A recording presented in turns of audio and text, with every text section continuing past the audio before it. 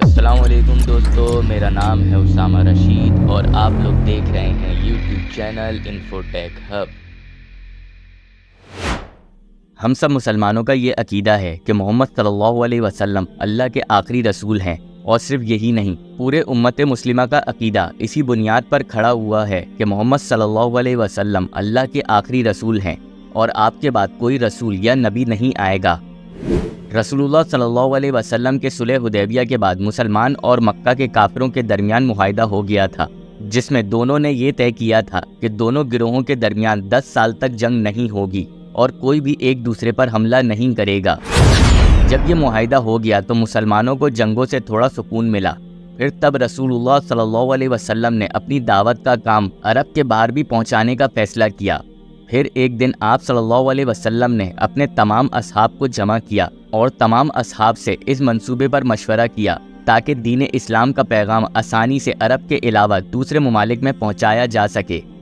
تو اس میٹنگ میں موجود اصحاب میں سے ایک صحابی نے رسول اللہ صلی اللہ علیہ وسلم کو اپنی مہر بنوانے کا مشورہ دیا، کیونکہ اس دور میں جب دوسرے ممالک کے ساتھ خط و کتابت ہوا کرتی تھی تو یہ خط اتھینٹک ہے یا نہیں، اس کو جاننے کا ایک ہی طریقہ ہوا کرتا تھا، وہ یہ تھا کہ خط پہ لازمی مہر لگی ہو، جس پر رسول اللہ صلی اللہ علیہ وسلم کو یہ مشورہ بہت پسند آیا۔ تو آپ صلی اللہ علیہ وسلم نے اپنی مہر بنوانے کا حکم دیا اور پھر ایک شخص کے ذریعے اس انگوٹھی پر رسول اللہ صلی اللہ علیہ وسلم کے بتائے ہوئے الفاظ اس انگوٹھی پر نقش کر دیے گئے۔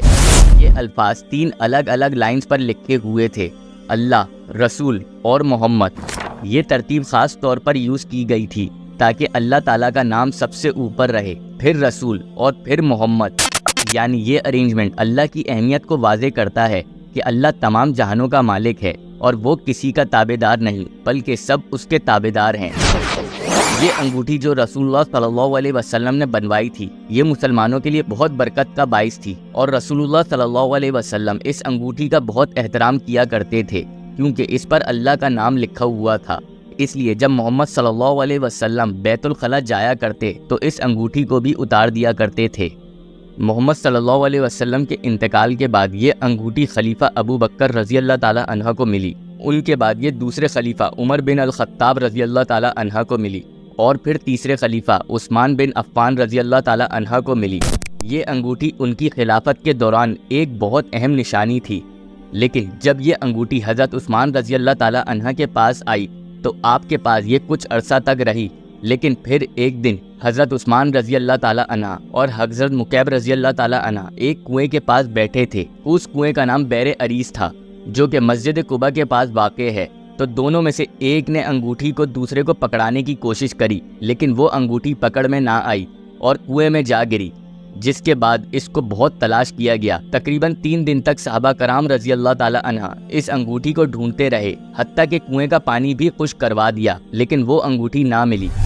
اس انگوٹھی کے گم ہو جانے کے بعد حضرت عثمان رضی اللہ تعالی عنہ کافی پریشان رہتے، اور جب یہ انگوٹھی نہ مل سکی تو سیم اسی طرح کی چاندی کی ایک انگوٹھی بنوا کر آپ رضی اللہ تعالی عنہ نے اپنی انگلیوں میں پہن لی، لیکن جو اصل انگوٹھی کی برکت تھی وہ نہ رہی۔ اور جب حضرت عثمان رضی اللہ تعالی عنہ کو شہید کر دیا گیا تھا تو وہ ڈپلیکیٹ انگوٹھی آپ کے ہاتھوں میں ہی تھی، جو کہ گم ہو گئی تھی۔ مطلب اصلی اور نقلی دونوں طرح کی انگوٹھیاں گم ہو چکی تھیں۔ آج کے دور میں لوگ اسی طرح کی انگوٹھی بنواتے ہیں تو وہ یا تو ہاتھ میں پہن لیتے ہیں یا پھر اس کا فریم بنوا کر گھروں میں لگوا دیتے ہیں، لیکن دراصل لوگوں کو یہ علم نہیں ہے کہ وہ جو تبرکات تھے وہ دراصل رسول اللہ صلی اللہ علیہ وسلم کے ذاتی تھے۔ ان چیزوں کی برکت کی وجہ ہی یہ رہی تھی کہ وہ رسول اللہ صلی اللہ علیہ وسلم نے خود استعمال کی تھیں، لیکن ہماری آپ کی عوام اس طرح ڈپلیکیٹ چیزیں بنوا کر اس کے ساتھ طرح طرح کے عقیدے جوڑ چکے ہیں۔ یہ انگوٹھی آج کہاں پر موجود ہے، اس کے بارے میں تو اللہ تعالیٰ ہی بہتر جانتا ہے، کیونکہ عین ممکن ہو کہ یہ انگوٹھی گم ہونے کی وجہ در حقیقت میں اللہ تعالیٰ کی طرف سے کوئی مصلیحت ہی ہو۔